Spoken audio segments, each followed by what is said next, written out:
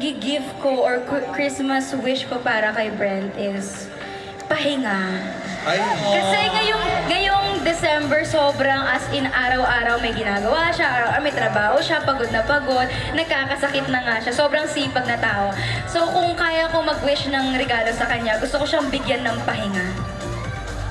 tsaka parang alam ni Mika lahat ng schedule ni Brent. Updated Siya kasi gusto niya bigyan ng pahinga eh. Kaya nga. Ikaw naman, Brent, anong Christmas wish mo para kay Mika? Tingin ko, nakuha naman na niya yung Christmas wish na gusto ko para sa kanya.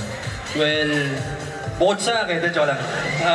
Hindi, yung parents niya lumipat na from Alabama. Actually, nandiyan sila sa likod ngayon. So, yun, fulfilled na yung Christmas wish ko for her. Tsaka busy kayo. Busy kayo ngayong Pasko. Booked and blessed. Diba? Yes. Booked and blessed.